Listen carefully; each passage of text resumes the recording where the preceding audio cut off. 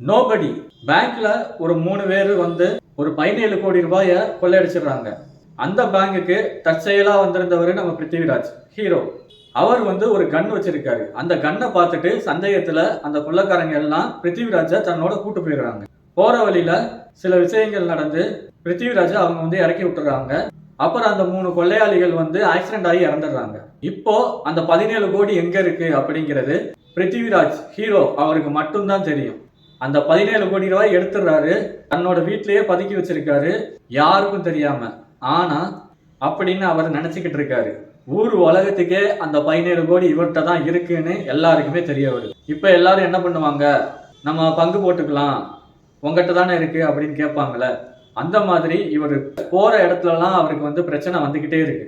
அது எல்லாத்தையும் தாண்டி அந்த ஊர் ஃபுல்லா அந்த 17 கோடி ரூபாய் எங்க இருக்குன்னு, அந்த 5 கிலோமீட்டர் அதுக்குள்ளதான் இருக்குன்னு ஃபுல்லா எல்லாருமே தேடுறாங்க. ஆனா எல்லாரும் தேடியும் எங்கேயுமே கிடைக்கல. இப்ப பிருத்திவிராஜுக்கு மட்டும்தான் அந்த இடம் தெரியும். அவர் ஓரளவுக்கு போய் கண்டுபிடிக்கிறாரு. கண்டுபிடிச்சு அந்த பணத்தை தானே எடுத்து வச்சுக்கிறாரு. அத அவங்க மனைவி ஒரு கட்டத்துல பாத்துடுறாங்க.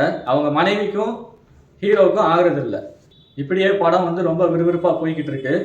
இப்போ படத்தோட கிளைமேக்ஸ், பிருத்திவிராஜோட பொண்ணை கடத்திடுறாங்க. அது இவர் தான் கடத்த சொல்லி ஒரு பிளான் பண்ணுவாரு. ஆனா இவர் பிளான் பண்ண மாதிரி உண்மையாவே யாரோ கடத்திட்டு போயிடுவாங்க. அந்த 17 கோடி ரூபாய் கொடுத்தா அவன் பொண்ணை விடுறேன் அப்படின்னு சொல்லி இப்ப சொல்லுவாங்க. இப்ப பிருத்திவிராஜால என்ன முடியும், சரி எடுத்த பணத்தை கொடுத்துட்டு பிள்ளைய கூட்டு வந்துருவோம் அப்படின்னு நினைப்பாருல. அப்படிதான் நினைப்பாரு, அதே மாதிரி செய்வாரு. ஆனா பிரச்சனை எங்க ஆரம்பிச்சுச்சோ அங்கதான் முடிவு இருக்கும்னு இவர் அந்த ராபரியான பேங்குக்கே போய் அதே கண்ணோட போய் அங்க ரிலாக்ஸா மொதல் சீன்ல வர்ற மாதிரியே உட்காந்துடுறாரு. ஏன்னு கேட்டா அது மீடியா பார்த்துக்கும் அப்படிங்கிற மனசுல உட்காந்துடுறாரு. யார் யாரோ என்னென்னமோ கேட்கறாங்க, இவர் வாயை திறக்கவே மாட்டேங்காரு. கடைசியா சிஎம் வந்து பேசுறாங்க. அவங்ககிட்ட பிருத்திவிராஜ் பிளான் பண்ணி தெளிவா ஒரு விஷயத்த பேசிட்டு அந்த பணம் என்கிட்ட இல்ல அப்படிங்கிற மாதிரி வந்துடுறாரு. அப்போ அந்த பணம் வில்லனோட கைக்கு போயிருக்கும். அது எப்படி போச்சு என்ன ஏதுன்னு நீங்க படத்தை பாருங்க. ஆனா கிளைமேக்ஸ்ல பிருத்திவிராஜ் ஒரு விஷயம் பண்ணி அந்த பணம் ஒரு இடத்துல இருக்கு.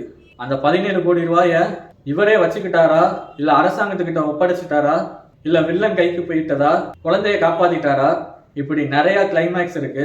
படத்தோட கடைசி அரை மணி நேரம் பிருத்திவிராஜ் படுற போராட்டம், ஊர் மக்கள் எல்லாருமே இவரை பார்த்தாலே ஒரு மனுஷனா பார்க்கல, 17 கோடி ரூபாயா தான் பாக்குறாங்க. அவங்க கண் பார்வையில இருந்து ஒவ்வொருத்தர்கிட்ட இருந்தும் தப்பிக்கிறாரு. அந்த கடைசி அரை மணி நேரம் அவ்வளவு விறுவிறுப்பா தன்னோட உழைப்பை போட்டு இப்படி நடிச்சிருப்பாரா அப்படிங்கிறது பிருத்திவிராஜ் இந்த படத்துல ரொம்பவே ஃபீல் பண்ணியிருக்காரு. அது வரைக்கும் படம் ரொம்ப சைலண்டா, கொஞ்சம் வயலன்ஸோட, அமைதியா, ஒரு த்ரில்லரா போகுது. மொத்தத்துல இந்த படம் உங்களை ஏமாத்தாது. கண்டிப்பா அவரோட பாத்துருங்க. இந்த படத்துல குழந்தைக்கு அப்படிங்கிற ஒரு நல்ல மெசேஜும் இருக்கு. கண்டிப்பா குடும்பத்தோட பார்க்கக்கூடிய படம். இதோட நான் அடுத்த விமர்சனத்துல உங்களை சந்திக்கிறேன். நன்றி, வணக்கம்.